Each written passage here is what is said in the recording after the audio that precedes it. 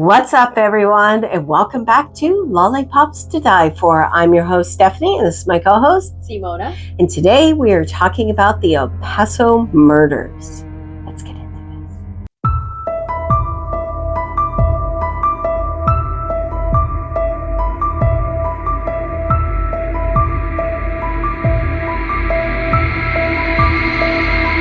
this. So let's get into it.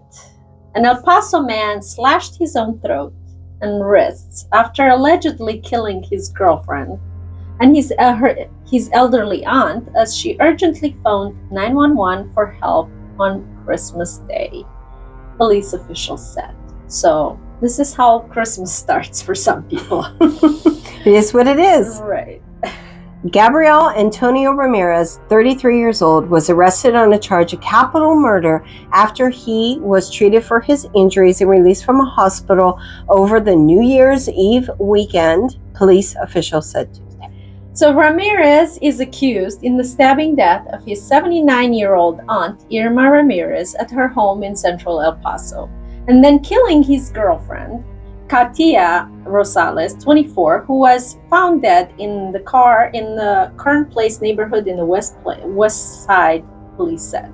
At about 5 p.m. on December 25th, Christmas Day, police responded to an urgent 911 call from Irma Ramirez, who reported that she was being stabbed at a home in the 3700 block of Truman Avenue in the Lower Dyer area.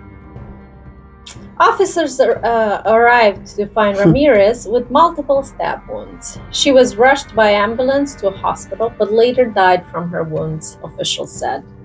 An arrest warrant on a murder charge for Gabriel Ramirez was obtained after an investigation by homicide detectives with the Crime Against Persons Unit. The sad part is, again, we didn't bring this story up because it was salacious and so, crazy, but because this kind of normal things happen. So basic people, normal people like you and I, would out of the blue either get the thought or sit to dinner with other people or friends and family and decide, well, I'm so pissed with you, I better kill you on Christmas Day.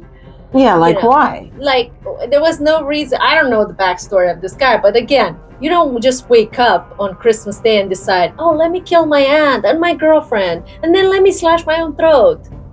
And he still lived. And he still lived. That's the sad part. But those two, obviously didn't. So, right. It's sad and it's traumatic, and that impacted most likely the very extended family of this aunt and girlfriend. Yeah. But this only brings you up to see that Christmas or holidays in general only impact people's mind even more to the extent where they make them more aggressive and more triggered by very weird stuff to the point where they do this kind of stuff. Yeah, when I had many years ago applied for a job at it was a mortuary, but it was like you pick up the van and you have the van for 12 hours a day, then you drop it off, and in that time frame you go and you pick up those that are deceased, whether it be by homicide, suicide, natural causes, whatever it may be.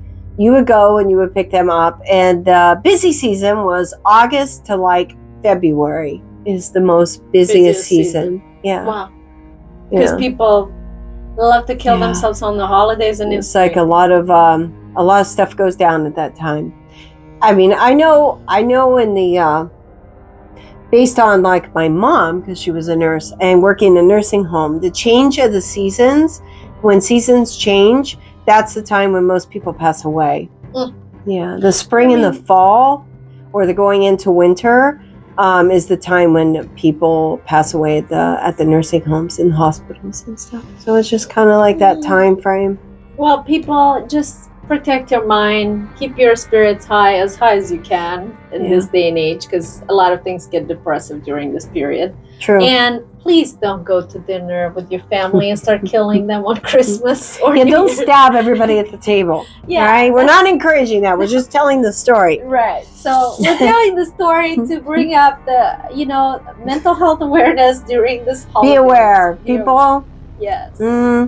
But thank you for joining us and listening to our rants. Mhm. And until the next time, Always remember, the truth is always scarier. bye. Bye-bye.